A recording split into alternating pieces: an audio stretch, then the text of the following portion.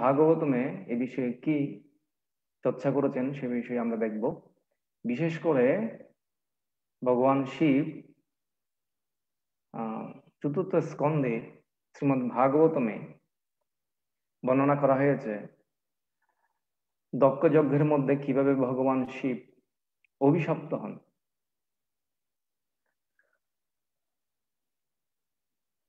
স্বয়ম্ভু মনুর কন্যা হচ্ছে প্রসূতি। স্বয়ম্ভু মনুর 3 জন কন্যা ছিলেন, প্রসূতি, দেবহূতি এবং আহুতি। দেবহূতিকে বিয়ে করেছিলেন কর্দম্বনী এবং এই প্রসূতিকে বিয়ে দান করেছিলেন স্বয়ম্ভু মনু দক্ষকে, প্রজাপতি দক্ষ। ওনার নামটা দক্ষ কেন হয়েছে? কারণ উনি সন্তান উৎপাদন করার জন্য অত্যন্ত দক্ষ ছিলেন। একবারে সন্তান উৎপাদন করতেন 10,000। তাদেরকে নারদমণি ব্রহ্মচারী বানিয়ে দিয়েছিলেন এক ক্লাসে, এবং পরবর্তী আবার 1,000 উৎপাদন করেন। এই দক্ষ প্রসূতিকে বিয়ে করেছিলেন স্বয়ম্ভু মুনির কন্যা। আর এই প্রসূতির গর্ভে 16টি কন্যা সন্তান জন্ম নিয়েছিল।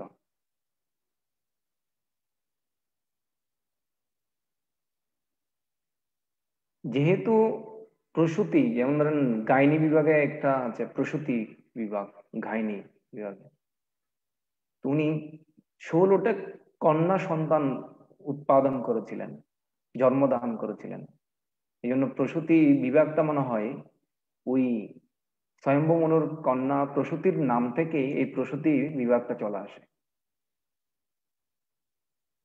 এই 16টি কন্যার মধ্যে 13টি কন্যা ধর্মকে বিয়ে দিয়ে দান করেছিলেন এবং আরেকটি কন্যা অগ্নিদেবকে দান করেছিলেন, সোহাকে।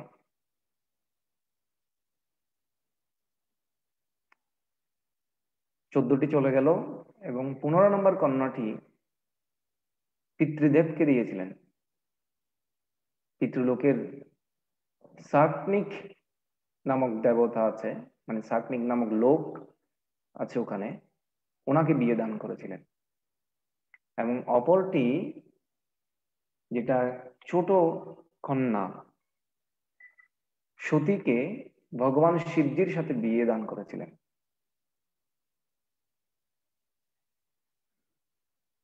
ধর্মকে 13টি কন্যা দান করেছেন, যে একটা কন্যার নাম হচ্ছে মূর্তি। এই মূর্তির গর্ভে ধর্মের ওরসে নর নারায়ণ ঋষির জন্ম হয়েছিল। তো দক্ষের সাথে শিবের শত্রুতা ছিল। শিবের কিরকম শত্রুতা, সেটা হচ্ছে মান মর্যাদার। যদিও সতীর সাথে শিবের বিবাহ হয়েছিল, একবার দক্ষ যজ্ঞের আয়োজন করেছিলেন এবং ভগবান শিব ওখানে উপস্থিত ছিলেন। তো তখন যখন দক্ষ সবাই প্রবেশ করেছিলেন, তো ভগবান শিবজি ধ্যানে মগ্ন ছিলেন। সবাই উঠে দক্ষকে সম্মান জানিয়েছিলেন। ব্রহ্মা ওখানে উপস্থিত ছিলেন, কিন্তু ব্রহ্মা যেহেতু ওনার পিতা ছিলেন, প্রজাপতি দক্ষের পিতা ছিলেন, উনি উঠে দাঁড়িয়ে সম্মান করেনি, সেটা উনি মেনে নিয়েছেন। কিন্তু ভগবান শিব কেন নীরব থেকে, দক্ষ যখন সবাই প্রবেশ করেছে ধারায়নি কেন, সেটা তার অপমান লেগেছে। ও তো ধারাতে পারে, কারণ সে হচ্ছে আমার মেয়ের জামাই। কিন্তু ভগবান শঙ্করষণ ধ্যানের মগ্ন ছিলেন ভগবান শিবজি, এই জন্য উনি আর কে সবাই প্রবেশ করলো কে করলো না ওই বিষয়ে উনি অবগত ছিলেন না, উনি বুঝতেও পারেননি। যেন দক্ষ অত্যন্ত ক্রোধান্বিত হয়ে শিবকে অপমান করেছে। আরে এরকম নির্বুদ্ধি একটা লোককে আমার মেয়ের আমার মেয়ে দান করেছি আমি, মেয়ে সম্প্রদান করেছি আমি। এই কাকে কিভাবে সম্মান করতে হয় সেটা পর্যন্ত জানে না।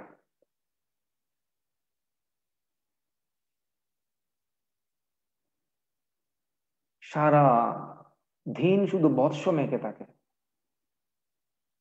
আর ভূত প্রেরতদের আশ্রয় দান করে থাকে।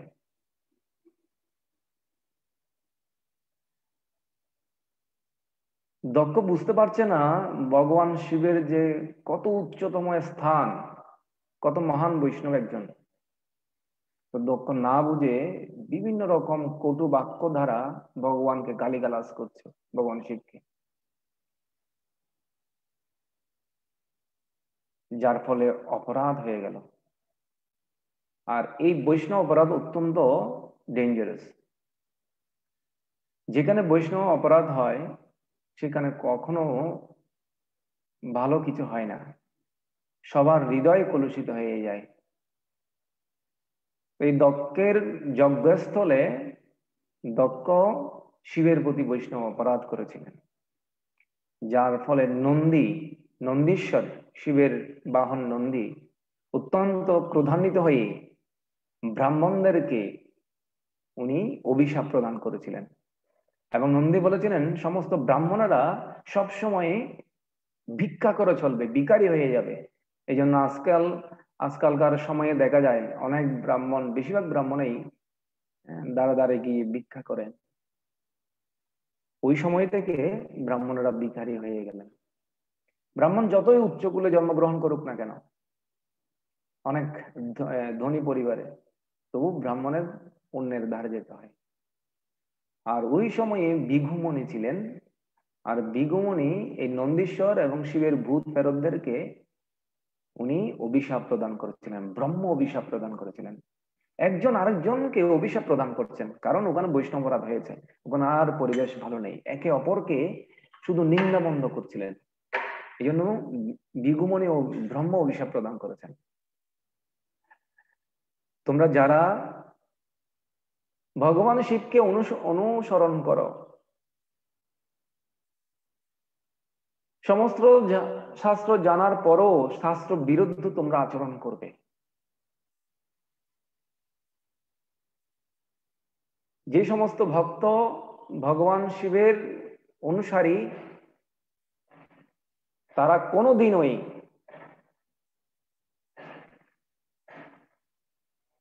ধর্মের গুহ্যতম তত্ত্ব হৃদয়ঙ্গম করতে পারবে না। তারা নির্বিশেষবাদী হয়ে যাবে, তারা গায়ে বৎস মাখবে, ভান খাবে, শিবকে অনুকরণ করবে। এইভাবে বিঘুমণি শিবের ভক্তদেরকে অভিশাপ প্রদান করেছিলেন। এই জন্য দক্ষযজ্ঞ, বৈষ্ণব অপরাধের কোনো কিছু যদি উদাহরণ দিতে হয়, তাহলে দক্ষযজ্ঞের উদাহরণটা অনেকটা সবার দৃষ্টি আকর্ষণ করে। কারণ শিবকে অপমান করার ফলে ওখানে একজন আরেকজনকে অভিশপ্ত করছিলেন, কেউ সুখে নেই এই জগতে। এই জন্য শিবের চরণে অপরাধ হয়ে গেছে সবার। এবং নন্দী বিঘুমণিকে এবং ব্রাহ্মণদেরকে অভিশাপ প্রদান করছেন, আর বিঘুমণি যারা শিবের ভক্ত তাদেরকে অভিশাপ প্রদান করেছিলেন। একে অপরকে অভিশাপ প্রদান করার ফলে স্থানটা কলুষিত হয়েছে, আর শিব নীরবে ওই স্থান ত্যাগ করে চলে গেলেন। তো ভগবানের পত্নী সতী, উনি এটা জানতেন না শিবকে যে অপমান করা হয়েছিল। তো শিবও অত্যন্ত ভালো একজন পরম বৈষ্ণব। উনি তো আর আমাদের মতো, আমাদের কি সমস্যা হয়েছে অনেক সময় ঘরে গিয়ে বলি আমাদের হোম মিনিস্টারকে, আর উনি তো তেমন কিছু বুঝে না, উনি গালিমন্দ করা শুরু করে, নিন্দা বন্ধ শুরু করে। তো ভগবান শিব এরকম ছিলেন না। ভগবান শিব নীরবে সহ্য করে শান্তভাবে ঘরে চলে গেলেন, আর কিছুই বললেন না। এমন ভাব দেখাচ্ছেন যেন কিছুই হয়নি। কারণ সতীর বাবা যে অপমান করলো, দক্ষ মহারাজ, প্রজাপতি দক্ষ অপমান করলো, এটা বললেন না। তো শিব এই যে মহান, সবকিছু যে সহ্য করেন, সেটি উনি দেখালেন। তো এরপরে কিছুদিন যাওয়ার পর এবং কিছু সময় অতিবাহিত হওয়ার পর দক্ষ একটা বাষ্পীয় যজ্ঞের আয়োজন করেছিলেন। সেখানে সমস্ত মুনি ঋষিদেরকে নিমন্ত্রণ করেছিলেন, বড় বড় দেবতাদের, বিদ্যাধর, বিদ্যাপতি এবং প্রজাপতি, ব্রহ্মা ওখানে উপস্থিত ছিলেন, কিন্তু শিবকে নিমন্ত্রণ করেনি। কেন? কারণ ওনার স্বামী, ওনার যতগুলো মেয়ে ছিল, 16টা মেয়ের মধ্যে 13টা ধর্মকে দিয়েছিল, একটা অগ্নিদেবকে দিয়েছিল, আর একটা পিতৃলোককে, এবং লাস্টের কন্যাটা সতীকে শিবের সাথে বিয়ে দিয়েছিল। তো অন্যান্য যে 15টা কন্যা আছে দক্ষের, সবাই ধনী, সবাই শ্বশুর বাড়িতে বিভিন্ন সাজগোজ করে আসেন, কিন্তু শিব তো শ্মশানে থাকেন। শিব কিভাবে তাদের সামনে যাবেন? এই জন্য শিবের প্রতি দক্ষের এই অভিমান, এই জন্য শিবকে ইনভাইট করা হয়নি। শিবকে যখন ইনভাইট করেনি, শিবজি যাননি। কিন্তু যখন সমস্ত দেবতারা শুনেছেন যে প্রজাপতি দক্ষ বিশাল একটা যজ্ঞের আয়োজন করেছে, সবাই যাচ্ছে। অন্তরিক্ষের মধ্যে বিভিন্ন তাদের বাহন, পশু পাখি দেবতাদের বাহন, এক এক বাহনে করে সবাই যাচ্ছে, বিভিন্ন ড্রেস আপ করে যাচ্ছে, সাজগোজ করে যাচ্ছে। তো মা সতী যখন দেখলেন যে শিবের দক্ষের যজ্ঞের মধ্যে সবাই যাচ্ছে, আমরা কেন যাব না? তো স্বামীকে বলছিলেন, আমার বাবা হয়তো ভুলে গেছে, সবাইকে ইনভাইট করতে পারে নাই, আমার যাওয়া উচিত। আমার বোনেরা আসবে, তাদের স্বামীরা আসবে, আমার পিসা আসবে, মেসো আসবে, আমার সমস্ত আত্মীয় স্বজন আসবে। বাড়িতে গেলে কতই না আনন্দ হবে, সবাই সাজগোজ করবে, অনেক মজা করবে আমাদের সাথে। চলো না ওগো স্বামী, চলো। শিবজি অনেকক্ষণ নীরব ছিলেন, কোনো কিছুই বললেন না। কিন্তু মা সতী শিবকে অনেক অনুরোধ করলেন, বললেন, পিতা যদি নিমন্ত্রণ না করেও সন্তান যেতে পারে, গুরু যদি নিমন্ত্রণ না করেও শিষ্য যেতে পারে। এরকম বিভিন্ন শাস্ত্রের যুক্তি দেখালেন। মানে কেউ, কোনো বন্ধু যদি বন্ধুর কোনো প্রোগ্রামে নিমন্ত্রণ না করে, তাহলে সেই প্রোগ্রামে যাওয়া যায়। তো সত্যি বিভিন্ন শাস্ত্র যুক্তি দেখালেন যে নিমন্ত্রণ না করলেও যাওয়া যায়। আসলে মাতাজিদের বুদ্ধি একটু কি থাকে, একটু সহজ থাকে। সেটা কিরকম? ভগবান শিব তখন বললেন, দেখো এই জগতে কোনো অস্ত্র দ্বারা যদি কাউকে আঘাত করা হয়, সেই আঘাতটা সহ্য করা যায়, কিন্তু কোনো আত্মীয় স্বজন যদি তার বাক্যের দ্বারা আঘাত করা হয় হৃদয়ে, তাহলে সেটা সহ্য করা যায় না, সেটা মৃত্যুর শামিল হয়। এই জগতে মানুষ ধনে ঐশ্বর্যে মদমত্ত হয়ে পরম বৈষ্ণবদেরকে চিনতে না পেরে, পরম ভাগবতকে চিনতে না পেরে কতই না অপরাধ করে থাকে, কতই অপমান করে, সেটা সহনীয় নয়। এভাবে আখার ইঙ্গিত দিয়ে বুঝাতে চাইছিলেন যে ভগবান শিব দক্ষের দ্বারা একবার অপমানিত হয়েছেন, মানে তার বাবার দ্বারা, মা সতীর বাবার দ্বারা অপমানিত হয়েছেন, কিন্তু মেয়ে বুঝতে চায়নি, মা সতী বুঝতে পারেনি।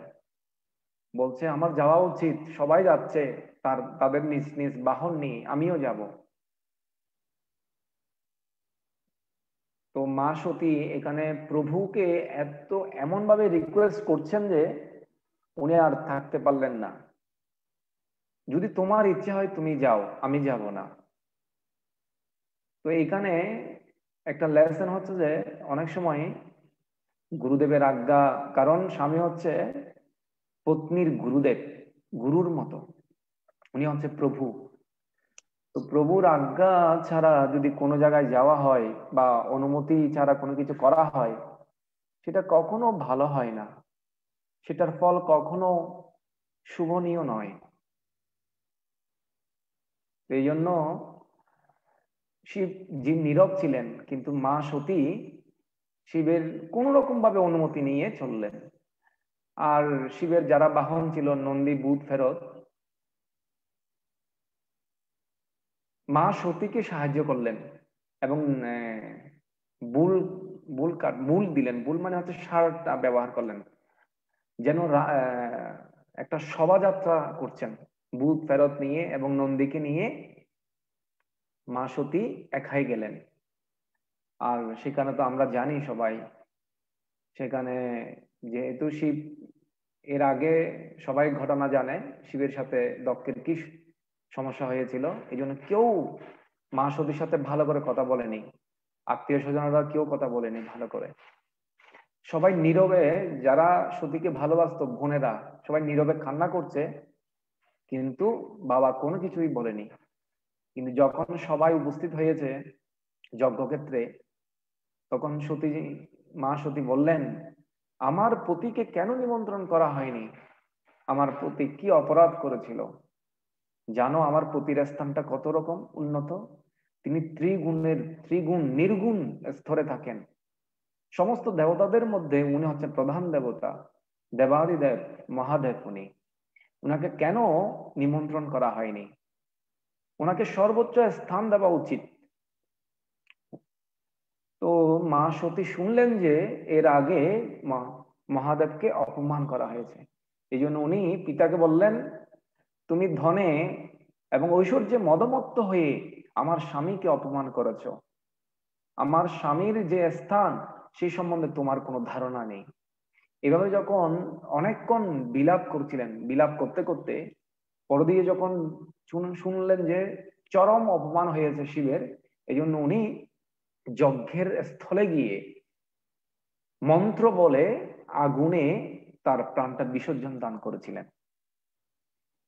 এবং এর ফলে শিবের যারা অনুচর ছিলেন, তারা ওখানে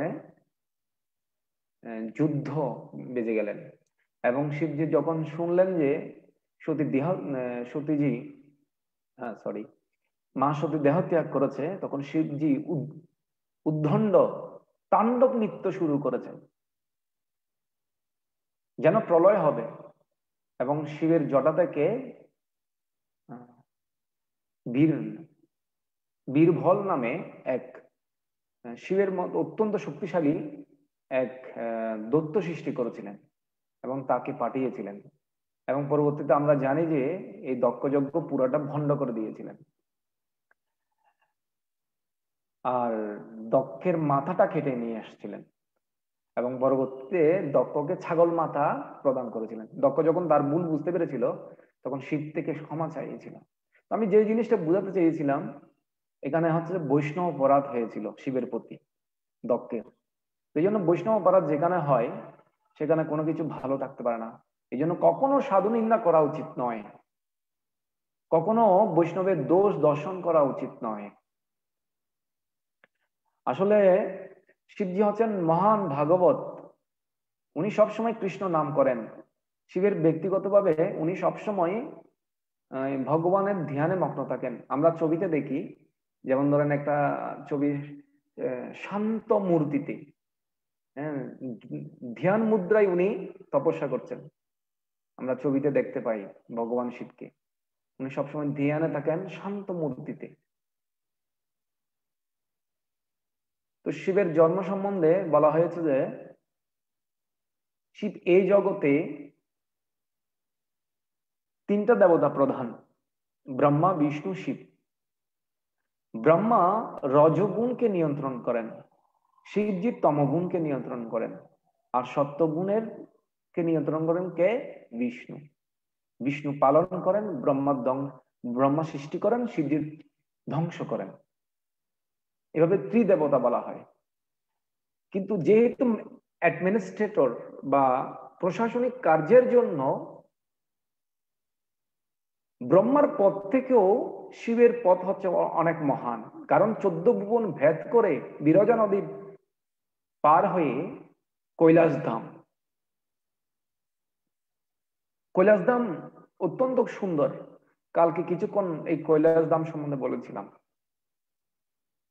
ব্রহ্মার পদ থেকে অনেক মহান পদে শিবজি অধিষ্ঠিত আছেন, কিন্তু এই জড়জগৎকে যেহেতু ধ্বংসের কাজ, ধ্বংস করাটা, সৃষ্টি করাটা কিন্তু খুব জটিল হয়ে যায় অনেক সময়, কিন্তু ধ্বংস করা অনেক সময় ইজি হয়ে যায়। আপনি দেখেন না, একটা হাড়ি তৈরি করেন, কত কঠিন হয়ে যায়, একটা লাথি মেরে দেন হাড়িটাকে, অমনিতে ধ্বংস হয়ে যায়। কিন্তু সবচেয়ে বড় কঠিন কাজ হচ্ছে পালন করা, আর এই পালন করার ভার তা নিয়েছিলেন কে? ভগবান বিষ্ণু।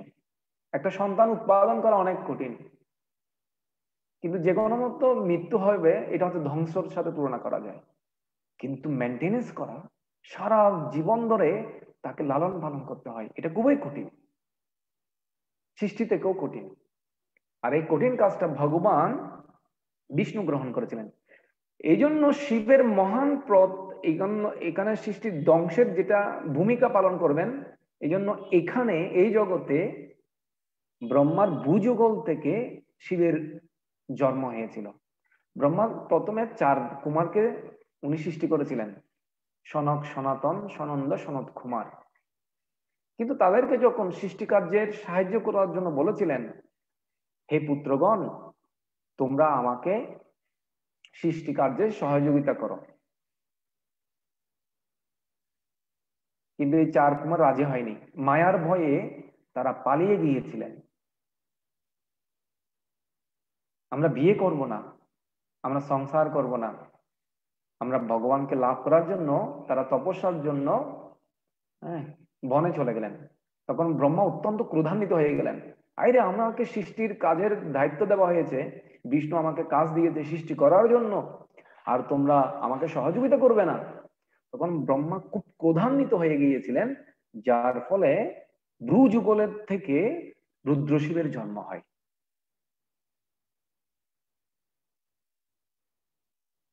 সবাই মনোযোগ সহকারে শুনছেন তো? শ্রবণ যদি মনোযোগ সহকারে না হয়, সে তার পরিণতি কি হয় সে বিষয়ে আজকে আমরা চর্চা করব পরবর্তীতে।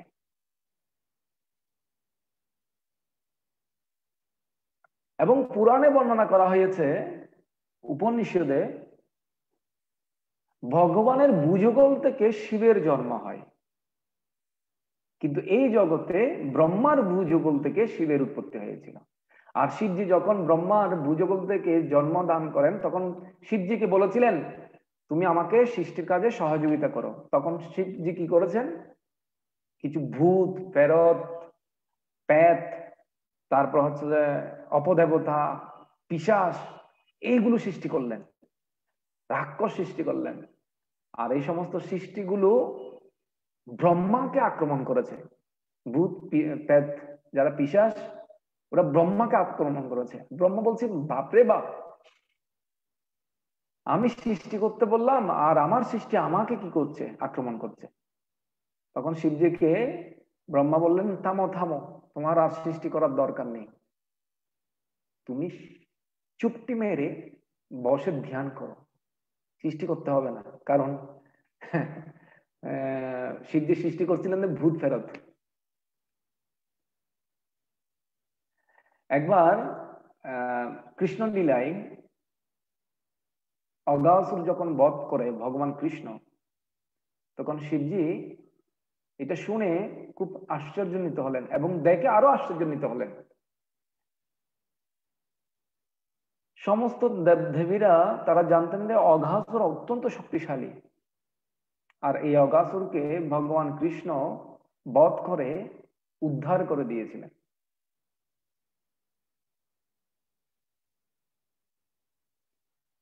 হরি বল, টিপু বাবু কি জয়। প্রাণবল্লভু কোথায় গেল? মাতাজি সহ কোথায় গেল?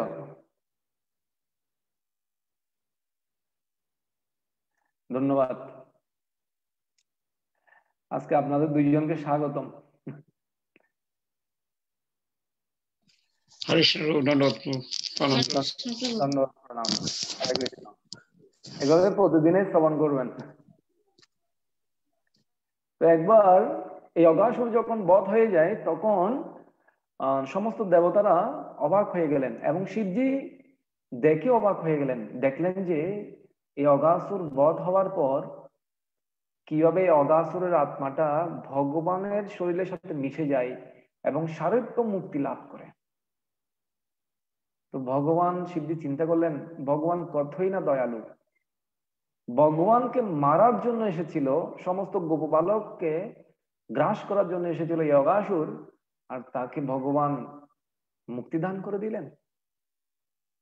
তো শিবে এই কৃষ্ণের এরকম দয়া দেখে, দয়ালু ভগবান দেখে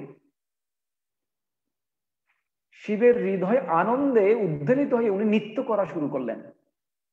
এমন ভাবে নৃত্য করলেন যেন প্রলয় হয়ে যাবে। তো কেউ যদি আনন্দ পায়, কেউ যদি সুখী থাকে, সে অবশ্যই নৃত্য করে। ঠিক যেরকম আমরা হরে কৃষ্ণ মহামন্ত্র অধিকক্ষণ শোনার পর যখন আনন্দ পাই তখন আমরা নৃত্য করি। প্রথমে শ্রবণ, তারপরে নৃত্য। দুঃখিত। তো অনেক সময় দেখা যায় যে কারো হৃদয়ে যদি আনন্দে আন্দোলিত হয়, সে অবশ্যই নৃত্য করবে। তো শিব যে অনেক সময় তার গায়ে শ্মশানের ছাইগুলো মেখে থাকে, গলায় মৃত শরীরের কঙ্কালের মালা পরে থাকে উনি, এবং শিবের মাথার মধ্যে জটার মধ্যে অর্ধচন্দ্র থাকে। আর এই সমস্ত কিছু নিয়েই শিব কৃষ্ণের গুণকীর্তনে সবসময় গান গায় এবং নৃত্য করেন। হরি বল। একবার আমরা এই যে শিবজি কিছু রহস্য আমরা জানবো শিবজি কেন সাপ পরিবৃত করে চলে, গলার মধ্যে সাপ পেঁচায়, বর্ষ কেন মাকে, চন্দ্র কেন ধারণ করেন, এই বিষয়গুলো নিয়ে আমরা আলোচনা করব।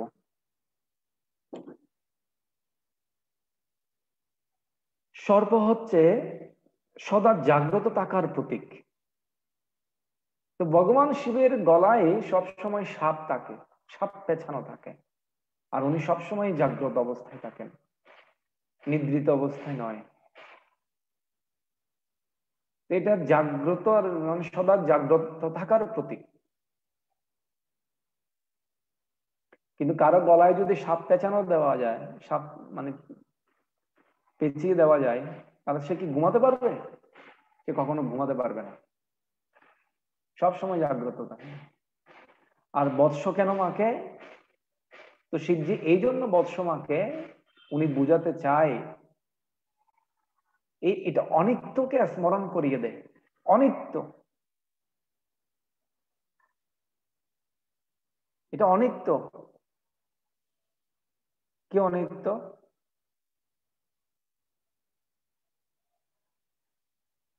আসলে এই দেহটা অনিত্য, কিন্তু আরেকটা দিকে এরকম হয়, শিব অত্যন্ত সুন্দর, তো ভগবান বিষ্ণুর দিকে যেন সবাই ভক্তি করতে পারে, ভগবান বিষ্ণুর দিকে যেন সবাই মনোনিবেশ করতে পারে, ভগবান বিষ্ণুকে যেন ভালোবাসে, এই জন্য ওনার শরীরে উনি ছাই মেখে রাখে, যেন উনি বুঝতে না দেয় যে আমার শরীরটা সুন্দর না তেমন। এটা হচ্ছে শিবের মহানতা। কিন্তু আরেকদিকে হচ্ছে অনিত্যতা, মানে বৎস দেখলেই মনে হবে যে আমার সামনে মৃত্যু হবে, আমিও একদিন এই সুন্দর দেহ পুড়ে আমারও ছাই হয়ে যাবে। অনিত্যতা সম্বন্ধে আমাদেরকে স্মরণ করিয়ে দেবে। চন্দ্র কেন? শিবের মাথায় কেন চন্দ্র থাকে? চন্দ্র সর্বদা মনের সাথে সম্পর্কিত। এটি জীবনের সকল পরিস্থিতিকে সুখে থাকার এবং মনের উপর নিয়ন্ত্রণ রাখার ক্ষমতার প্রতীক এটা একটা। যদি মন আমাদের সুস্থ না থাকে তাহলে আমরা অনেক কিছুতে বিচলিত হয়ে যাব। এই জন্য এটাকে বলা হচ্ছে মনের সাথে সম্পর্কিত, মনের উপর নিয়ন্ত্রণ রাখা। আর ডুমুরু, এই ডুমুরু দেখতে এটা হচ্ছে যে ইনফিনিটির মতো ডুমুরু। এটা হচ্ছে অসীম, শিব যে অসীম, তার ক্ষমতা যে অসীম, সেটার প্রতীক এটা। আর ত্রিশূল হচ্ছে ত্রিগুণের প্রতীক, জরা প্রকৃতির ত্রিগুণের প্রতীক। তো শিবজি হচ্ছে নির্গুণের স্তরে, উনি সমস্ত গুণকে অতিক্রম করেছেন। যদিও উনি তমগুণকে নিয়ন্ত্রণ করেন, কিন্তু উনি তমগুণী নয়। নীলাভাব যেটা আছে, ভগবান শরীর যে নীল, শিবের শরীর, সেটা হচ্ছে আকাশ অন্তহীনের মতো। মানে আকাশ যেরকম অসীম, আসলে নীল বস্তুটাই অসীম। যেমন ওয়াটার হ্যাজ নো কালার, পানির কোনো রং নেই, কিন্তু পানি যখন আপনি দূর থেকে দেখবেন সমুদ্র, নীল দেখাবে। এই জন্য ভগবান কৃষ্ণের গায়ের রঙও নীল। হ্যাঁ, শিবের গায়ের রঙেরও ধূসর ছায়ের মতো নীলা আভাব মারে, একটা নীলা আভাব। আর এটা অন্তহীন, এটা অসীমের প্রতীক দেখায়। আর গঙ্গা জটা থেকে শিবের শরীরের সরি শিবের জটা থেকে গঙ্গা বের হয়। আর গঙ্গা হচ্ছে নিষ্কলুষ জ্ঞানের প্রতিনিধিত্ব করে, কারণ ভগবান শিব যে হচ্ছে জ্ঞানময়, নিষ্কলুষ জ্ঞানের দ্বারা প্রভাবিত হয়। তো আপনাদেরকে আমি এখন একটা বিষয় শেয়ার করব।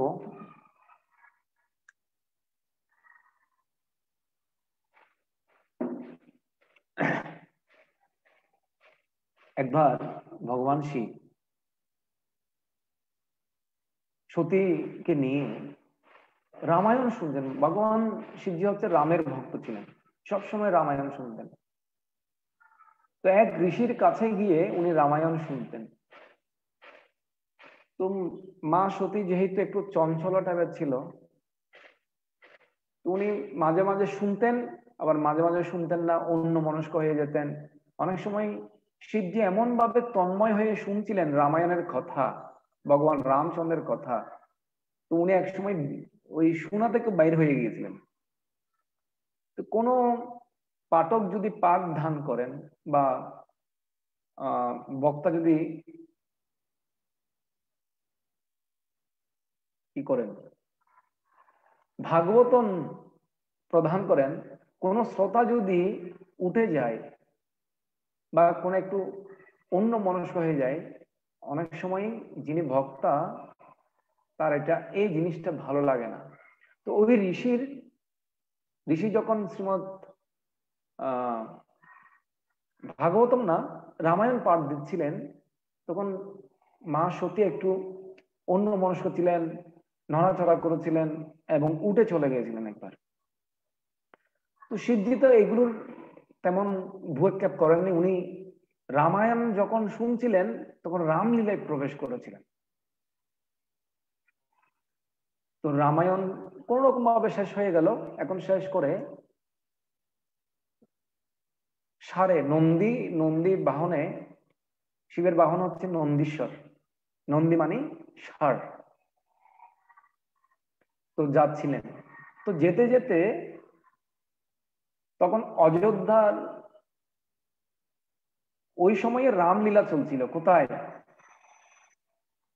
এই মর্ত্যলোকে। তো ভগবান রামচন্দ্র সীতা মাকে হারিয়ে বনে বনে ঘুরছে আর কান্না করছে, হে সীতা, হে সীতা তুমি কোথায়, হায় সীতা, এভাবে আর্তনাদ করে করে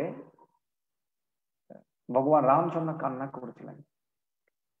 তো যখন শিবজি এবং মা সতী যাচ্ছিলেন, তখন সতী বললেন, তুমি ওনাকে, তোমার ধ্যানের বস্তু হচ্ছে এ রাম, দেখো তোমার ভগবান ওনার স্ত্রীর জন্য কিভাবে পাগল হয়ে কান্না করছে।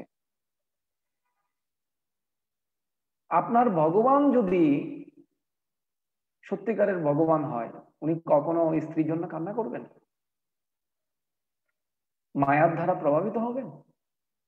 কিন্তু এখন তো আপনার ভগবান মায়ার দ্বারা প্রভাবিত হয়ে গেছেন। তো মা সতী যেহেতু রামায়ণ মনোযোগ সহকারে শ্রবণ করেনি, এই জন্য এই রামের প্রতি তেমন কোনো বিশ্বাস, উনি যে পূর্ণ পুরুষোত্তম ভগবান শ্রী রামচন্দ্র, এটা বিশ্বাসটা হলো না। তখন মা সতী চিন্তা করলেন কি করা যায়, কিভাবে প্রমাণ হবে। তখন শিবজি বলল, তুমি এই ভুল করিও না। না, আমি প্রমাণ করব উনি ভগবান কিনা, উনি মায়ার দ্বারা প্রভাবিত হয় কিনা। তখন শিবজি বললেন, না না, তুমি কখনো ভগবান রামচন্দ্রকে সন্দেহ করিও না। কিন্তু শিবজির কোনো কথা শুনলেন না। মা সতী ওই নন্দীশ্বর থেকে উঠে সীতার রূপ ধারণ করে ভগবান রামচন্দ্রের দিকে আসলেন। তো রামচন্দ্রের দিকে যখন আসলেন, রামচন্দ্র সঙ্গে সঙ্গে দেখে বলছেন, হে মা পার্বতী, আপনার স্বামী আপনার জন্য টেনশন করছেন। আপনি কেন একা একা এই বনে ঘুরছেন? আপনার স্বামী টেনশন করছেন, আমার স্ত্রী বনে একা একা কি করছে। তাড়াতাড়ি যান, আপনার স্বামীকে টেনশন মুক্ত করুন। তো মা সতী খুব লজ্জা পেলেন, হায় হায়, আমি কি করলাম, আমি স্বয়ং ভগবানকে পরীক্ষা করতে চেয়েছিলাম। তো শিবজি খুবই কষ্ট পেলেন এই ঘটনা থেকে। কেন? স্বয়ং মায়ের রূপ ধারণ করে, সীতার রূপ ধারণ করে উনি রামকে পরীক্ষা করার জন্য গিয়েছিলেন। তো শিবজি যাকে মনে প্রাণে ধ্যান করে, শ্রী রামকে এবং মাতা সীতাকে, সে সীতার রূপ ধারণ করেছে মা সতী। তো সতীকে কিভাবে উনি স্ত্রী রূপে গ্রহণ করবেন? কেন? ওনার রূপের মধ্যে উনি মায়ের রূপ গ্রহণ করেছিলেন। এটা একটা অপরাধ হয়ে গেল। কেন? উনি ভালো করে রামায়ণ শ্রবণ করেনি। শ্রীমদ্ ভাগবতম যখন পাঠ দেওয়া হয়, তখন যদি ভালো করে শ্রবণ না করা হয়, একটু এইরকম ছোটখাটো অপরাধগুলোতে বিশাল ধরনের সমস্যা সৃষ্টি করে। এই জন্য সতী এই যে দেহ রেখেছিলেন দক্ষযজ্ঞে, এটা একটা কারণ ছিল। এবং পরবর্তীতে হিমালয়ের কন্যা পার্বতী রূপে জন্মগ্রহণ করে এবং পার্বতীকে বিয়ে করা হয়। যখন অসুররা যখন দেবতা লোক আক্রমণ করে, তখন কার্তিকের জন্মের প্রয়োজন ছিল। কারণ মায়া অসুরকে বধ করার জন্য শিবের পুত্র লাগবে। শিবের কাছে বর পেয়েছিল যে শিবের পুত্র দ্বারা এই মায়া অসুরের বধ হবে। এখন তো শিব তো সতী দেহ হয়ে গেছে, সে তো দেহ রেখেছে, তাহলে শিবের ছেলে কোথায় কিভাবে হবে? এই জন্য শিব এই এই লীলা থেকে, এই ঘটনার পর, রামের সাথে যে ঘটনাটা ঘটলো এটার পর শিব যে অত্যন্ত মনে কষ্ট পেয়ে এবং সতী দেহ ত্যাগ করার পর উনি কষ্ট পেয়ে উনি ধ্যানে মগ্ন হয়েছিল। 1000 বছর ধরে ধ্যানে মগ্ন হয়েছিল। এবং মা পার্বতীকে হিমালয়ের কন্যা সতী দিক দিয়ে জন্মগ্রহণ করেছেন হিমালয়ের ঘরে, হিমালয়ের কন্যা রূপে। তো ওনাকে দেবতারা বিবাহ দান করেছিলেন। আর এই বিবাহ অনুষ্ঠানকে বলা হয় মহাশিবরাত্রি। গৌরীর সাথে ভগবান শিবের বিবাহ, পানি গ্রহণ। আর এটা কৃষ্ণপক্ষে অমাবস্যায় গভীর রাত্রে এই বিবাহটা সম্পন্ন হয়েছিল। আর শিবজি বিবাহ করার জন্য গিয়েছিলেন কিভাবে, ওটা আর বলছি না। ভূত ফেরতদেরকে সঙ্গ নিয়ে, কোন একটার পা নেই, কোন একটা হাত নেই, কোন একটার মাথা নেই, এভাবে করে নাচতে নাচতে বিবাহর ঢোল বাজনা বাজিয়ে বাজিয়ে বরযাত্রা এসেছিল। তো যারা কনে পক্ষের ছিল তারা দেখে ভয় পেয়েছিলেন, দেখলো যে মাথা ছাড়া একটা কঙ্গাল নাচতেছে। এখানে আমরা তো বিবাহ অনুষ্ঠানে আনন্দ পাওয়ার জন্য অনেক সাউন্ড সিস্টেমের ব্যবস্থা করি, ওখানে ওরা এমনি সাউন্ড সিস্টেম ছাড়াই ওরা আনন্দ পেয়েছিল, কারণ সমস্ত বরযাত্রীরা হচ্ছে যে ভূত ফেরত, হ্যাঁ, প্রেত। তো শ্রীমৎ পদ্ম পুরাণে বলা হয়েছে, পদ্ম পুরাণে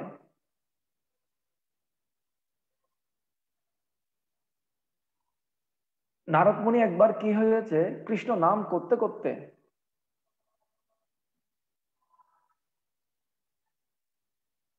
এক মিনিট,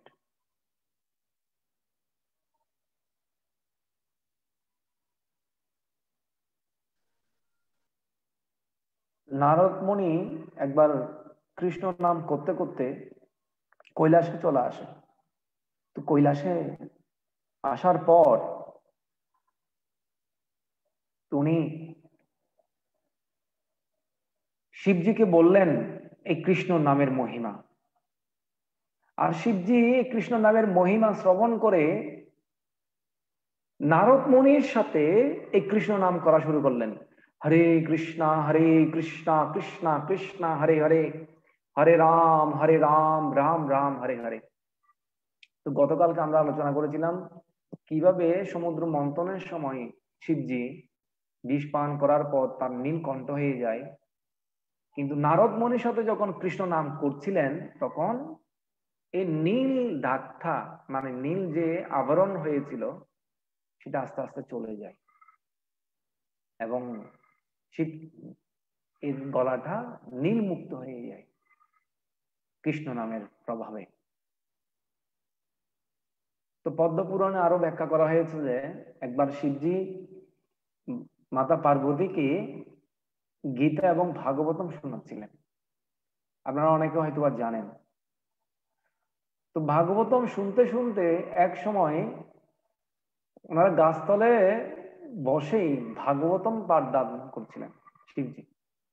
তো মাতা পার্বতী শুনতে শুনতে এরকম করতেন, হ্যাঁ তারপর কি হলো প্রভু, হ্যাঁ, মানে কোনো কিছু শুনলে আমরা আমরা ছোটবেলায় দেখেছি আমার ঠাকুরমা ঠাকুর দিদিরা যখন গল্প বলতেন তখন আমরা বলতাম হ্যাঁ হ্যাঁ তারপর, হ্যাঁ হ্যাঁ তারপর।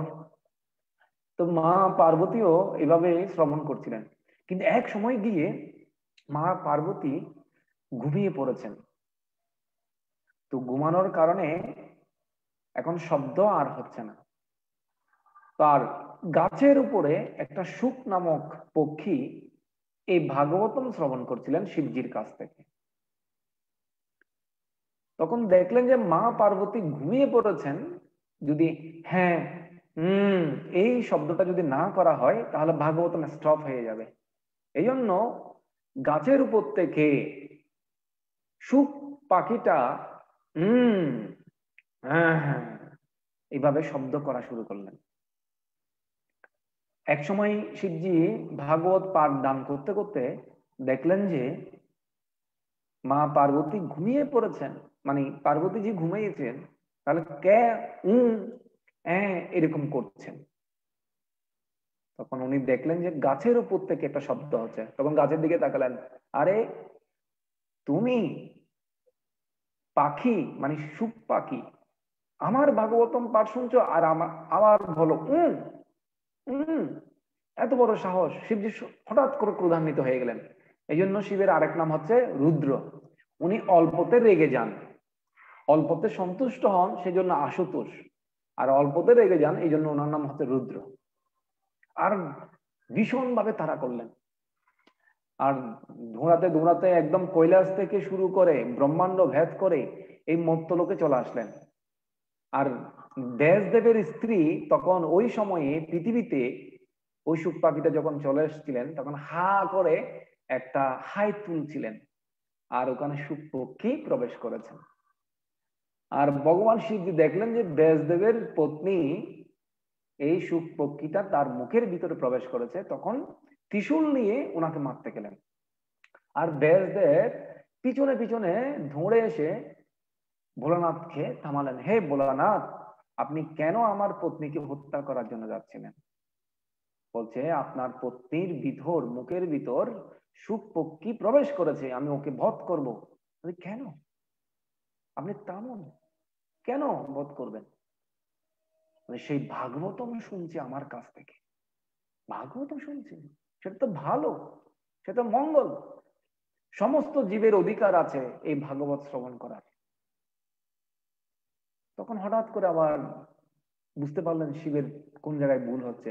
তখন শিবজি খুবই শান্ত হয়ে গেলেন এবং ব্যাসদেবের স্ত্রীকে বর প্রদান করলেন যে আমি যতটুকু ভাগবতম তোমাকে শুনিয়েছি সবগুলো তোমার মনে থাকবে, কখনো তুমি ভুলবে না। এবং ওখানে মাতৃগর্ভে উনি অবস্থান করছিলেন প্রায়, আচার্যরা ব্যাখ্যা করেছেন 16 বছর পর্যন্ত এই সুখদেব গোস্বামী মাতৃগর্ভে ছিলেন। এবং ভগবান কৃষ্ণ আশীর্বাদ প্রদান করেছিলেন তুমি মাতৃগর্ভে থাকার সময়, কারণ ব্যাসদেব একটু টেনশনে পড়ে গেছেন, এত বছর ধরে বাচ্চা হচ্ছে না, 16 বছর, এটা কি কম কথা? মানুষ তো 10 মাস 10 দিন বলা হয় মাতৃগর্ভে থাকে, আর 16 বছর ধরে। তো সুখদেব গোস্বামীকে ভগবান কৃষ্ণ ওখান থেকে আবির্ভূত হতে বলছিলেন, কিন্তু উনি বলছিলেন যে মাতৃগর্ভ থেকে আমি বের হব না, এই গর্ভ থেকে আমাকে মায়ায় পাবে, আমি যদি ওখান থেকে বের হই সঙ্গে সঙ্গে আমাকে মায়া আক্রমণ করবে, এই জন্য আমি বের হব না। তখন ভগবান তাকে অভয় প্রদান করেছিলেন, তুমি কখনো মায়ার দ্বারা প্রভাবিত হবে না। এই জন্য সুখদেব গোস্বামী মাতৃগর্ভ থেকে বের হওয়ার পর সঙ্গে সঙ্গে 16 বছরের একজন বালক হয়ে গেলেন আর দৌড় দিলেন বনের দিকে। আর ব্যাসদেব তাকে কিভাবে নিয়ে এসেছিলেন বন থেকে? দুইজন ওখানে কাঠুরিয়ায় কাঠ কাটতে যেতেন, তাদেরকে দুইটা শ্লোক শিখিয়েছিলেন, অহো ভোকি জং স্তনকালকূটম জিঘাংসায়াপি অসাধুভি। অহ বকি, এ বকি তোমার কত ভাগ্য। বকি মানে বকা অসুরের বোন, পুতনা রাক্ষসী। তোমার কত ভাগ্য, তুমি জিঘাংসায়াপি কালকূটম, তুমি কালকূট বিষ মেখে তোমার স্তনের মধ্যে কৃষ্ণকে বধ করার জন্য এসেছিলে, কিন্তু ভগবান কত দয়ালু, তোমাকে মাতৃপদ দান করেছে। ঠিক যেরকম মা যশোদারা, দেবকী মা, তারা ভগবানের মা হন, ঠিক এরকম বৈকুণ্ঠ লোকে গোলক বৃন্দাবনে এই পুতনা রাক্ষসী মৃত্যুর পর ওখানে ভগবান কৃষ্ণের মার পথ লাভ করেছিলেন। আমরা যে কোনো রসে ভগবানকে ভালোবাসতে পারি, দাস্য রসে, সক্য রসে, বাৎসল্য রসে, মাধুর্য রসে। তো এইভাবে ভাগবতম শুনিয়েছিলেন মা পার্বতীকে ভগবান শিবজি।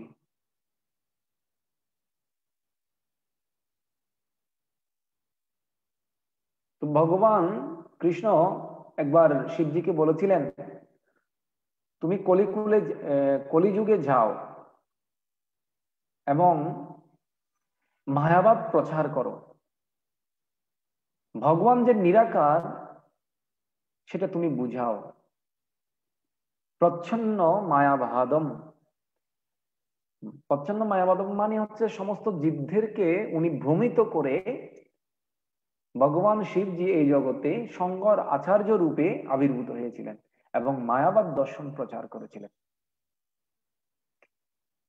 আমরা দেখতে পাই যে ভগবান শিবজি যখন ভগবান আসেন তখন ভগবান শিবজিও আসেন।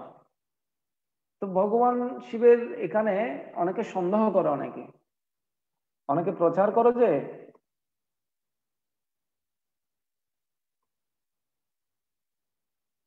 না না, শিব শিবের জন্মটা কিরকম, একবার মানে লোকের মুখে শুনে সবাই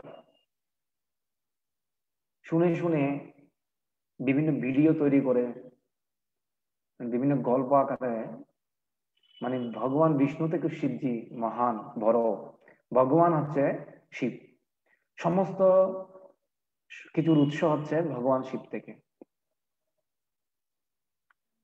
এগুলো সত্য নয়।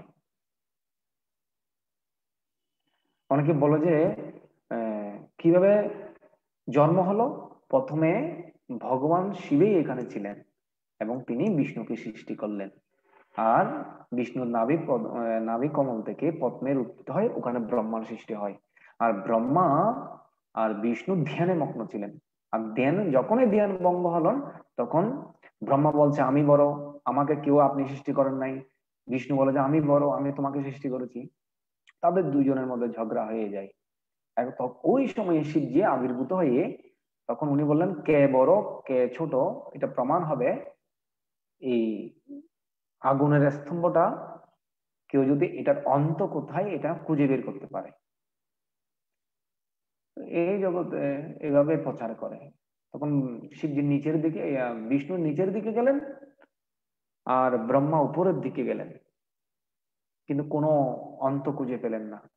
পরবর্তীতে তারা এসে শিবজিকে ভগবান হিসেবে স্বীকার করলেন। এটা হচ্ছে কাল্পনিক একটা গল্প। ঠিক এরকম অনেক আরেকটা গল্প বলে আপনার সৃষ্টি কিভাবে হলো। আমার সৃষ্টি হয়েছে ব্রহ্মার ভূযুগল থেকে। ব্রহ্মার কিভাবে সৃষ্টি হলো? ব্রহ্মার সৃষ্টি হলো বিষ্ণুর নাভির পদ্ম থেকে। তো বিষ্ণুর কিভাবে সৃষ্টি হলো? বিষ্ণু আমার থেকে সৃষ্টি হলো। এইভাবে কিছু কাল্পনিক গল্প বলা হয়, কিন্তু আসলে সেটা সঠিক নয়। ভগবানের ভূযুগল থেকেই হ্যাঁ ভগবান শিবের উৎপত্তি হয়। তো আমরা কালকে ব্রহ্ম সংহিতার শ্লোক দিয়ে এটা বলেছিলাম। দই এবং দুধ, দুধ থেকে দই হয়, আর দইকে তুলনা করা হয় শিবজি। আর দুধ হচ্ছে বিষ্ণু।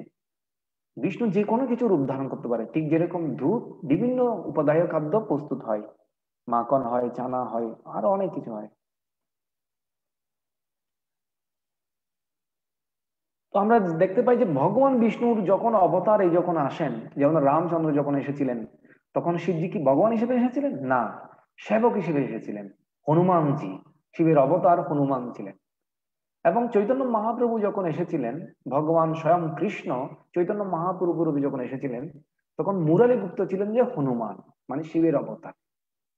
তো ঠিক এরকম প্রত্যেকটা লীলায় ভগবানকে সহযোগিতা করার জন্য ভগবান শিবজি বিভিন্ন অবতার গ্রহণ করে থাকেন। ঠিক এরকম কলিযুগে উনি মায়াবাদ প্রচার করার জন্য শঙ্কর আচার্য রূপে তিনি তিনি এই জগতে এসেছিলেন।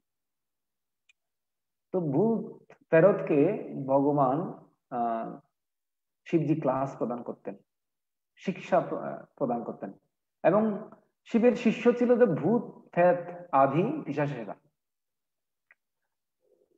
উনি এত মহান যে এই ভূত ফেরতকে কেউ আশ্রয় প্রদান করে না, এই জন্য শিবজি তাদেরকে আশ্রয় প্রদান করেন। তো ছিল প্রভুপাদও অনেক সময় বাদ বিচার না করে ম্যাচ্য জাতিদেরকে পর্যন্ত উনি প্রচার করেছিলেন। হ্যাঁ, ভূত ফেরতকেও প্রচার করেছিলেন। একটা কলকাতার মধ্যে একটা জমিদারের বাড়ি ছিল, আর ওটা ভূতের ঘর ছিল। ওখানে কেউ যেত না। তো ছিল প্রভাত বলছে আমি যাব। আর ওখানে গিয়ে উনি রাত যাপন করছিলেন। এবং ভূত যখন এসেছিলেন প্রভাতকে ধরার জন্য, তখন প্রভুপাদ ওই ভূতটাকে হরিনাম করতে বললেন। বলো হরে কৃষ্ণ কৃষ্ণ কৃষ্ণ হরে হরে, হরে রাম রাম রাম হরে হরে। এভাবে হরিনাম করে ওই ভূতটাকে উদ্ধার করলেন। ভূতটা তার সশরীরে ফিরে পেলেন এবং তিনি অন্তিমে স্বর্গে প্রবেশ করলেন, ভূতের দেহ। কারণ ওই রাজবাড়িতে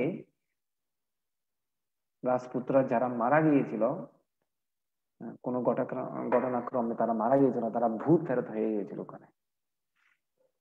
হরিনাম দিয়ে ছিল প্রভুপাত এটা উদ্ধার করে দিলেন। কৃষ্ণের প্রতি শিবের প্রগাঢ় প্রেম আছে, এবং প্রত্যেকটা কৃষ্ণের যতগুলো ধাম আছে ভগবান শিবের ওখানে আছেন। যেমন ধরেন গোপেশ্বর, হ্যাঁ গোপেশ্বর, বৃন্দাবনে গোপেশ্বর আছে, নন্দগ্রামে নন্দীশ্বর আছেন। এরকম ধাম রক্ষক হিসেবে উনি থাকেন। এই জন্য শিবের আরেক নাম হচ্ছে ক্ষেত্রপাল, মানে ক্ষেত্রের, জমির রক্ষক। ক্ষেত্র মানে জমি। তো শিবের আরাধনা কিভাবে আমরা করব? হরি বল, বলুন। শিবের আরাধনা আমরা কিভাবে, সবাই ভিডিওটা অন করুন দেখি একবার। হরি বল, সবাই ভিডিও অন করুন। হরি বল, আমি আপনাদের দেখতে চাই। শিখা মাতাজি, উষা মাতাজি, ভিডিও অন করুন। আপনারা সবাই আছেন, শুনছেন তো? উষা মাতাজি, হরি বল, ধন্যবাদ। তো আমরা শিবজির কিভাবে আরাধনা করব? শিরচ্ছেদী ভক্তি যোগেন করে দশানন, না মানে রঘুনাথে শিবের কারণ। ভগবান শিবজিকে উনি মানেন নাই, সরি, রাম ভগবান শিবকে মানতেন কিন্তু রঘুনাথকে মানতেন না। রঘুনাথ মানে ভগবান রামচন্দ্রকে, ভগবান রামচন্দ্রকে মানতেন না। শিরচ্ছেদী ভক্তি যোগেন করে দশানন, না মানে রঘুনাথে শিবের কারণ। রাবণ শিবের পূজা করত ঠিকই, কিন্তু রামের করত না, রামের আরাধনা করত না। এই জন্য 10 মাথা থাকার ফলও সে তার 10 মাথাটা শিরচ্ছেদ হলো তার। শিরচ্ছেদই ভক্তি যোগেন, 10 মাথা কাটা গেছে, এই জন্য তিনি শিবজিকে মানতেন কিন্তু ভগবান রামচন্দ্রকে মানতেন না।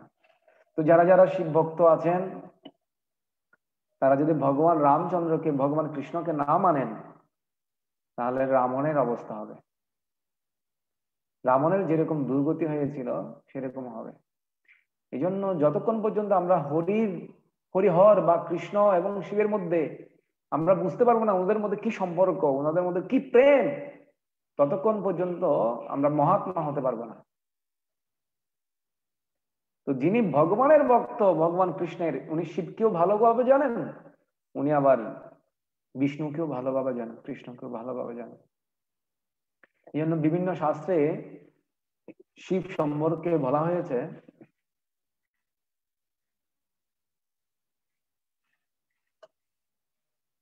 হরি বল, নারায়ণ উপনিষদে 4-এর মধ্যে বলা হয়েছে, সৃষ্টির আদিতে ব্রহ্মা ছিল না, শিব ছিল না, অগ্নিদেব, চন্দ্রদেব, আকাশের নক্ষত্র ছিল না, কেবল পরম পুরুষোত্তম ভগবান নারায়ণ ছিলেন। নারায়ণ হতে ব্রহ্মার জন্ম হয়, নারায়ণ হতে প্রজাপতিদের জন্ম হয়, এবং নারায়ণ হতে ইন্দ্র, চন্দ্র আদির দেবতাদের জন্ম হয়, এবং 11 রুদ্রের জন্ম হয়। এটা নারায়ণ উপনিষদে 1, 4, 3 নম্বর শ্লোকে বলা হয়েছে। আর শিবের জন্ম হয়েছে মহা উপনিষদ 1, ওখানে বলা হয়েছে শিবের জন্ম হয়েছে যে ভগবানের ভ্রুযুগল থেকে। আর শিবজি হচ্ছেন ভগবানের অত্যন্ত প্রিয়।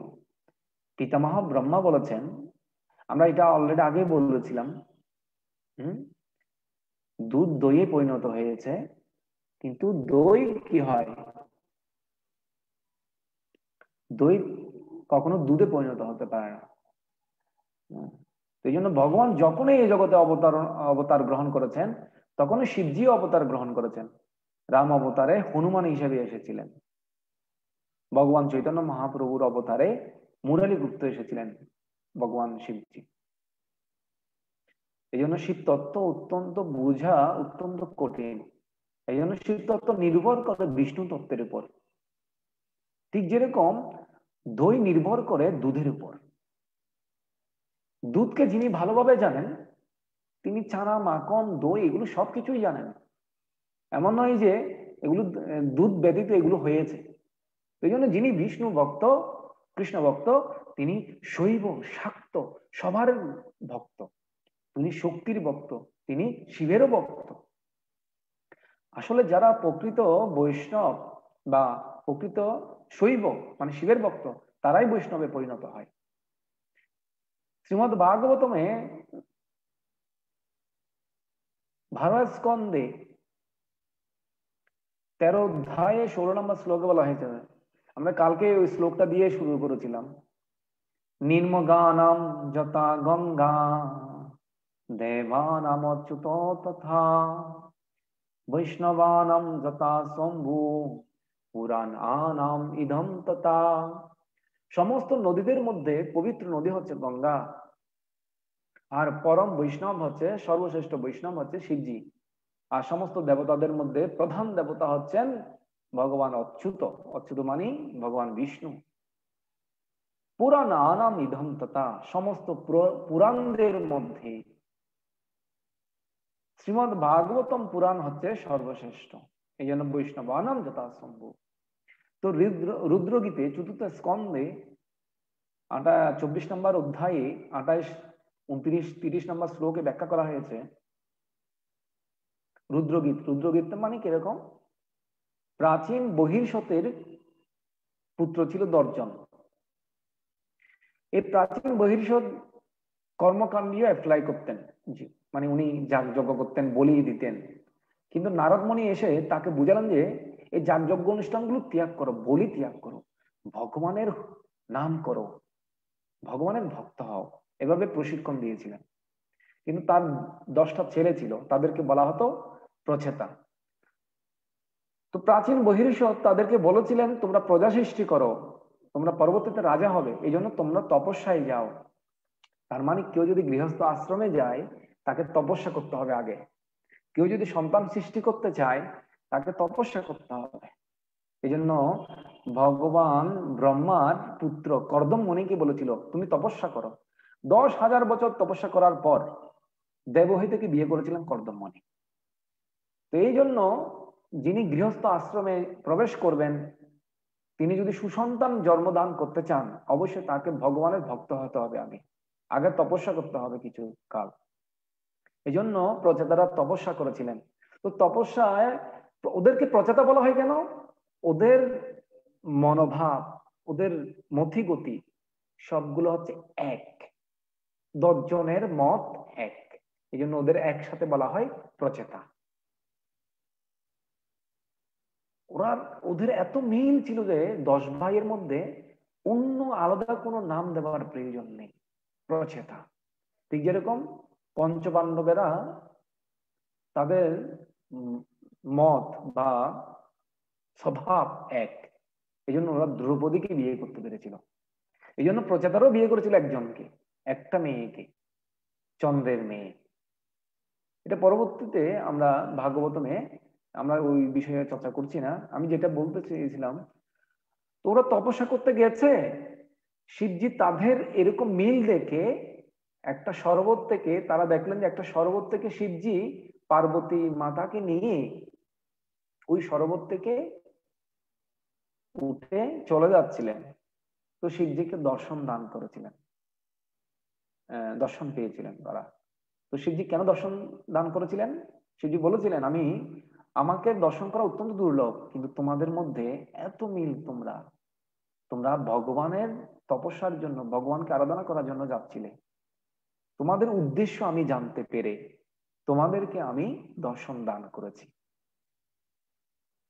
তো যারা ভগবানকে লাভ করতে চান ভগবান শিবজিও আপনাদেরকে কৃপা করবেন। প্রজাদেরকে উনি দর্শন দান করে বলেছিলেন তোমাদের যেটা উদ্দেশ্য ভগবানকে লাভ করা, সেটা অত্যন্ত মহৎ উদ্দেশ্য, আমি অত্যন্ত প্রীত তোমাদের প্রতি। এই জন্য আমি তোমাদেরকে নির্দেশ দিচ্ছি কি কি করে কিভাবে তোমরা ভগবান বিষ্ণুকে লাভ করবে। তো ভগবান শিব যেই শ্লোকগুলো বলেছিলেন এটা একটা গীতের মাধ্যমে বলেছিলেন, আর এটাকে বলা হয় রুদ্রগীত। ঠিক যেরকম গোপীরা ভগবান কৃষ্ণকে যেভাবে প্রার্থনা করেছিলেন গীতের মাধ্যমে, এই জন্য এটার নাম হয়েছে গোপী গীত। উদ্ধব ভগবানকে যেভাবে প্রার্থনা নিবেদন করেছিলেন সেটার নাম হয়েছে উদ্ধব গীতা। গীতা মানে গীত, গান। গীতা মানে কি? গীতা মানে গান, গীত। তো এটা রুদ্র গীত, ওলো গীত, উদ্ধব গীতা, গোপী গীতা, এরকম অনেক গীতা আছে, শ্রীমদ ভাগবতমে সবগুলো গীতা, কেন সবগুলো হচ্ছে ভগবান সম্পর্কে প্রার্থনা, ভগবানের উদ্দেশ্যে প্রার্থনা নিবেদন করেছেন। এই জন্য ওখানেও ভগবান শিবজি বলেছিলেন একটা শ্লোকে, 28 নাম্বার শ্লোকে বলেছিলেন, য পরম রহংস সাক্ষাৎ ত্রিগুণ জীবিত সংহিতা ভগবন্ত বাসুদেবম প্রসন্ন সপ্রিয় হি মে, তিনি আমার প্রিয়। য পরম রহংস সাক্ষাৎ ত্রিগুণ জীব সংহিতা, শিবজি, ভগবান শিবজি বলেন যে ব্যক্তি জড়া প্রকৃতি ও জীব আদির সবকিছুর নিয়ন্ত্রণ পরমেশ্বর ভগবান শ্রীকৃষ্ণের শরণাগত হন, তিনি আমার অত্যন্ত প্রিয়। ভগবন্ত বাসুদেবম, যিনি সমস্ত কিছুর নিয়ন্ত্রণ, বাসুদেব মানে কৃষ্ণের শরণাপন্ন হন, তিনি আমার অত্যন্ত প্রিয় হন। তার মানে যিনি কৃষ্ণর ভক্ত হন বা কৃষ্ণের ভক্ত হন, তিনি ভগবান কৃষ্ণের শিবের অত্যন্ত প্রিয় হন। তো 29 নম্বর শ্লোকে বলছে, মানুষ শত জন্ম ধরে যথাযথভাবে স্বধর্ম আচরণ করার ফলে ব্রহ্মপদ প্রাপ্ত হওয়ার যোগ্য হন। শত বছর জন্ম ধরে যদি আপনি স্বধর্ম পালন করেন, স্বধর্ম মানে ব্রাহ্মণ হলে ব্রাহ্মণের ধর্ম, ক্ষত্রিয় হলে ক্ষত্রিয়ের ধর্ম, স্বধর্ম পালন করলে শত বছর যদি পালন করেন তাহলে ব্রহ্মপদ মানে ব্রহ্মার পথ লাভ করতে পারবেন। 100 জন্মের পর 100টা জন্ম সঠিকভাবে যদি ব্রাহ্মণ জন্ম সঠিকভাবে যদি পালন করা হয় বর্ণাশ্রম ধর্ম, তাহলে পরবর্তী জন্মে আপনি ব্রহ্মা হতে পারবেন, ব্রহ্মা। কিন্তু যে ব্যক্তি অনন্য ভক্তি সহকারে ভগবান শ্রীকৃষ্ণ বা বিষ্ণুর শরণাগত হন, তিনি অচিরেই চিৎ জগতে উন্নীত হন। আমি সেই অনন্য দেবতা এই জড়জগতের বিনাশের পর সে লোক প্রাপ্ত হয়ে, দেখেন আমিও অন্যান্য দেবতারা এই জড়জগতের বিনাশের পর সে লোক প্রাপ্ত হয়। তার মানে ভগবান শিবজি বলছিলেন এই সমস্ত যে এই জগতের যে যারা দেবতারা আছে 33 কোটি, তারা স্ব দায়িত্ব পালন করছে, কিন্তু দায়িত্ব পালন করার পর যখন পুরো জগৎটা ধ্বংস হয়ে যায়, তারাও ভগবান বিষ্ণু লোকে ফিরে যান। এমনকি আমি ও অন্যান্য দেবতারা এই জড়জগতের বিনাশের পর সে লোক প্রাপ্ত হই। ভগবান শিব গোলক বৃন্দাবনে ফিরে যাবেন যখন পুরো বিশ্ব ব্রহ্মাণ্ড প্রলয় হয়ে যায়। শিবজি বললেন ভগবান শ্রীকৃষ্ণের ভক্তরা আমাকে শ্রদ্ধা করেন, আমি তাদের অত্যন্ত প্রিয়, তাই ভক্তদের কাছে আমার মতো প্রিয় আর কেউ নেই। চতুর্থ স্কন্ধে 24 অধ্যায় 30 নম্বর শ্লোকে ভগবান শিবজি বলেছিলেন ভগবানের যারা ভক্ত কৃষ্ণের, তারা শিবজির অত্যন্ত প্রিয়, তার মতো প্রিয় এই জগতে কেউ হবে না, শিবজি বলছিলেন। এই জন্য শিবজি সবসময়, পদ্মপুরাণে বলা হয়েছে শিবজি সবসময় রাম নাম করতেন। রাম রামেতি রামেতি রাম রামেতি রামেতি সহস্র নাম নাম ভীষ শ্রী বিষ্ণুর সহস্র নামের সমান তুল্যম রাম নাম বর্ণনে। আমি পবিত্র রাম নাম রাম রাম রাম রাম রাম রাম রাম জপ করি, এই মধুর শব্দটি উপভোগ করি। শ্রী রামচন্দ্র এই পবিত্র নাম শ্রী বিষ্ণুর সহস্র নামের সমান। মানে একবার যদি আপনি রাম নাম উচ্চারণ করেন তাহলে সহস্র বিষ্ণুর নামের সমান হয়ে যাবে, কিন্তু একবার যদি কৃষ্ণ নাম স্মরণ করেন তাহলে 3 বার রাম নামের উচ্চারণের সমান হবে। তার মানে 3000 বিষ্ণু নামের উচ্চারণ করলে যে ফল, একবার কৃষ্ণ নাম করলে হয়ে যাবে। এই জন্য কলিযুগে অত্যন্ত শক্তিশালী মন্ত্র প্রদান করেছে চৈতন্য মহাপ্রভু। হরে কৃষ্ণ কৃষ্ণ কৃষ্ণ হরে হরে, হরে রাম রাম রাম হরে হরে। তো যিনি হরিনাম করেন কলিযুগে, তিনি কোটি কোটি বিষ্ণুর সহস্র নাম করার সমান হয়ে যাবে, সহস্র সহস্র নাম করার সমান হয়ে যাবে। কেন? অত্যন্ত শক্তিশালী মন্ত্র দিতে হবে, কারণ কলিযুগে পাহাড় পরিমাণ সমান পাপ আছে। এই পাপগুলোকে ছোটখাটো মন্ত্র দিয়ে কোনো কিছু করা যাবে না। তো আজকে একাদশী, সবাই একাদশী ব্রত অবশ্যই আছেন। তো যিনি একাদশী ব্রত থাকেন এবং হরিনাম করেন তিনি ভগবান শিবের অত্যন্ত প্রিয় হন। হর হর মহাদেব কি জয়, ভগবান শিব কি জয়, ভগবান ভোলানাথ কি জয়, হরিনাম সংকীর্তন কি জয়, কলির কলমশনাশ হরিনাম কি জয়। হরে কৃষ্ণ। আগামীকাল আমরা গীতা ক্লাস আবার শুরু করব। আপনারা সবাই আগামীকাল গীতা ক্লাসে থাকবেন। গীতা রসায়ন আমরা ধারাবাহিকভাবে চর্চা করেছিলাম গীতায়, এখন 17 অধ্যায়ে পদার্পণ করব। আপনারা সবাই থাকবেন। আপনাদের কোনো ভগবান শিব সম্পর্কে কোনো প্রশ্ন থাকলে করতে পারেন। হরি বল। সবাই ভিডিও অন করুন তো দেখি। হরি বল।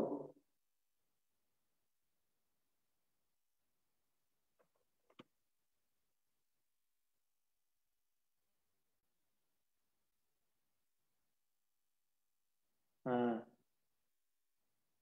হরি বল। সবাই শুনছিলেন তো? শিখা মাতাজি শুনছিলেন? উষা মাতাজি শুনছিলেন? হরি বল। গোপা মাতাজি মাঝে মাঝে আসেন, মাঝে মাঝে যান। গোপা মাতাজি মাঝে মাঝে আসেন, মাঝে মাঝে যান, আমি দেখি। খুব ভালো, যাক প্র্যাকটিস হচ্ছে। কোনো প্রশ্ন আছে শিবজি সম্পর্কে? গোপা মাতাজি,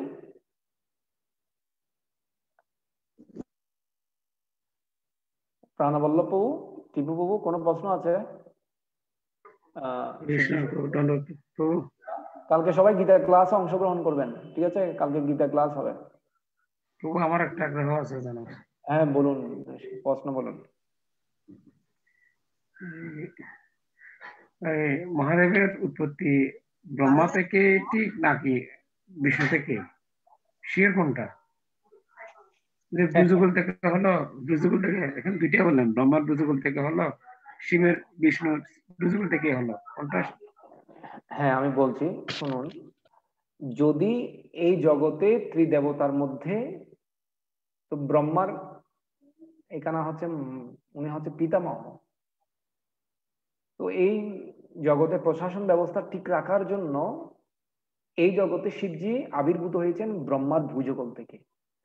তো ব্রহ্মার ভুজগল থেকে যেহেতু আবির্ভূত হয়েছেন, তখন ব্রহ্মার ছেলে হিসেবে ধরা হবে। হ্যাঁ, এই জন্য যদিও কৈলাস ধাম হচ্ছে ব্রহ্মলোক থেকে অনেক উপরে এবং শিবের স্থানটা হচ্ছে ব্রহ্মর পদ থেকে অনেক উপরে, কিন্তু শিবজি ব্রহ্মাজিকে সম্মান করে এই জগতে ধ্বংসের কাজটা করে থাকেন। কিন্তু সবাই হচ্ছে ভগবান বিষ্ণু থেকেই উৎপত্তি। ব্রহ্মা বিষ্ণু সমস্ত জগতের উৎপত্তি হচ্ছে ভগবান বিষ্ণু থেকে। কারণ আমাদের যেটা আত্মা সেটা ভগবান বিষ্ণুই দিতে পারে। শিবের যে আত্মা সেটা হচ্ছে যে ভগবান বিষ্ণুর। শিবেরও আত্মা আছে, তবে শিবের আমাদের মতো দেহ নয়। শিব জীব তত্ত্ব নয়, আবার বিষ্ণু তত্ত্ব নয়, উনি মাঝামাঝি স্থানে আছেন। উনি অমর। ওনার শিব মানে হচ্ছে মঙ্গলময়। কেউ যদি এই দুইটা বর্ণ শিব শিব শিব বলেন, তার সবসময় মঙ্গল হয়। শিব শুধু মঙ্গলই করেন। শিবম সত্যম সুন্দরম, শিবম মঙ্গলম। শিবজি মানে মঙ্গল।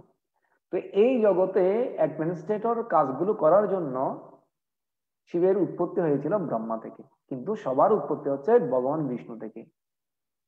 অহম সর্বৈশ্ব প্রভোমত্ত সর্বম প্রপদ্যতে, আমার থেকে সবকিছু প্রবর্তিত হয়, ভগবান শ্রীকৃষ্ণ ভগবদ গীতায় বলেছেন। এমন কোনো কিছু নেই যেটা ভগবান বিষ্ণু থেকে আসে নাই। আমার থেকে সর্বশ্রেষ্ঠ কেউ নেই। মত্ত পরতর নান্যত কিঞ্চিদস্তি ধনঞ্জয়। হে ধনঞ্জয়, হে অর্জুন, আমার থেকে সর্বশ্রেষ্ঠ কেউ নেই।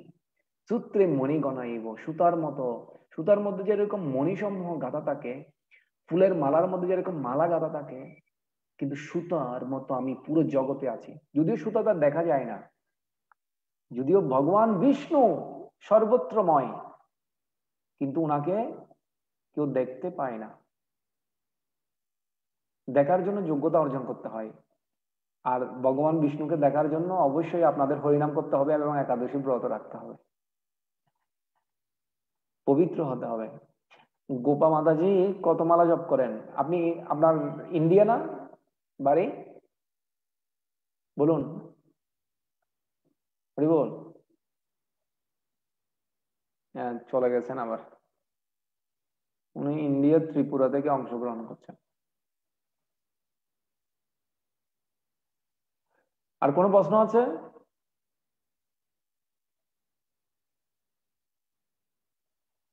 আর টিপু বাবু ভালো আছেন তো আপনি? উনি মস্কোতে না কোথায় আছেন টিপু বাবু আমাদের? প্রভু, আমি একটু কথা বলবো। বলুন। শিব ভক্তরা যে রুদ্রাক্ষরে মালা ডানে জপ করে, সে জপে কি বলে? সেটা কি হরে কৃষ্ণ বলে নাকি অন্য কিছু বলে? ওইটা হয়তো যারা শিব ভক্ত তারা শিবের নাম জপ করবে, কিন্তু আসলে এই জগতে কেউ প্রকৃতপক্ষে শিবের ভক্ত নেই। যেমন ধরেন ভৃগুমুনি অভিশাপ দিয়েছিল যারা শিবের ভক্ত হবে তারা নাস্তিকে পরিণত হবে। এটা আমি ক্লাসের শুরুতে বলেছিলাম, কিভাবে দক্ষ যজ্ঞের মধ্যে একজন আরেকজনকে অভিশাপ প্রদান করে এবং দক্ষ যজ্ঞ কিভাবে পণ্ড করে। তো ভৃগুমুনি সবাইকে অভিশাপ দিয়েছিলেন যে যারা শিবের ভক্ত হবে তারা নাস্তিকে পরিণত হবে, তারা শাস্ত্র মানবে না, তারা ভগবানকে অস্বীকার করবে, এবং তারা গায়ের মধ্যে ভস্য মাখবে, গাঁজা খাবে, ভান খাবে, চরস খাবে, এরা নাস্তিকে পরিণত হবে। এটা হচ্ছে ভৃগুমুনির অভিশাপ ছিল। আর ভৃগুমুনিদের এবং ব্রাহ্মণদেরকে অভিশাপ দিয়েছিল নন্দী মহারাজ, মানে নন্দীশ্বর, শিবের বাহন। বলছিলেন যারা এই সময় যেখানে শিবের নিন্দা শুনে যে সমস্ত ব্রাহ্মণরা এখানে উপস্থিত আছেন, আপনারা সবাই ভিখারি হয়ে যাবেন, আপনারা ভিক্ষুক হবেন, ব্রাহ্মণ কখনো ধনী হবে না। এই জন্য ব্রাহ্মণ দ্বারে দ্বারে গিয়ে পূজা পূজা করেন এবং ভিক্ষাবৃত্তি করেন। এখন তো কলিযুগ, এখন তো বিভিন্ন সিস্টেমে চাকরিও করে ওরা, ওটা না। কিন্তু তখনকার সময়ে ব্রাহ্মণকে 7টা ঘর ভিক্ষা করতে হতো। গোপা মাতাজি, আপনি ইন্ডিয়ার কোন স্থান থেকে অংশগ্রহণ করছেন বলুন তো? থেকে। ত্রিপুরা। ত্রিপুরা। আপনি প্রতি সোমবার এবং বুধবারে অংশগ্রহণ করবেন, আর ক্লাসে অধিকক্ষণ সময় থাকার চেষ্টা করবেন, খুব ভালো হয়। আমার নেটওয়ার্ক আজকে ডিস্টার্ব করতেছে, বারবার আইতাছি যাইতাছি, দেখতেছেন না, বন্ধ করতেছে একবার, নেটওয়ার্ক প্রচন্ড ডিস্টার্ব করতেছে, শুনতাম পারতেছি না। হ্যাঁ, জানি না নেটওয়ার্কটা কিরকম। আপনাদের ওখানে টাইমে হবে 7:30টায়, হ্যাঁ আমাদের হ্যাঁ এখানে জানি, আধা ঘন্টা আগে আর কি আমরা এদিকে। খুব ভালো। আপনি এর আগে একটা প্রশ্ন করছিলেন, কত মালা জব করা নিয়ে, এটা একটু শুনছিলাম, এর প্রশ্নটা কি তাই করছিলেন? আমি প্রশ্ন করছিলাম আপনি কত মালা জপ করেন? আমি এতদিন 4 মালা করতাম, তো এখন 16 মালা করানোর চেষ্টা করি। হ্যাঁ, আস্তে আস্তে মালা বাড়ান, সমস্যা নেই। 6 মালা, 8 মালা, 10 মালা এইভাবে রাখবেন এবং নিয়মিত একাদশী গুলো করবেন। আর আপনাদের পাশে যদি কোনো মন্দির থাকে সেখানে সৎসঙ্গে আপনি এটাই যেতে তো পারেন, সমস্যা সাধু আমরা সঙ্গে এদিকে, যেতে পারেন। আমার এরিয়ার মধ্যে এটাই সমস্যা মন্দিরের। তাহলে আপনি জুম ক্লাসগুলোতে নিয়মিত অ্যাটেন্ড করবেন, এর তখন লেগে তো আপনার আপনার অনেক আরো সময় জিজ্ঞেস মঙ্গল হবে। ওইটা দেখি, হ্যাঁ, অনেক কিছু জানতাম চাই, তো এই যে ধন্যবাদ প্রশ্ন আপনাকে।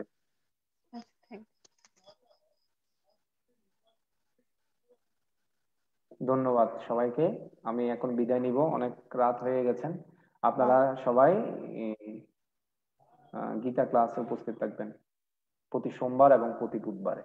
সবাইকে অসংখ্য ধন্যবাদ। হরে কৃষ্ণ কৃষ্ণ কৃষ্ণ হরে হরে, হরে রাম রাম রাম হরে হরে।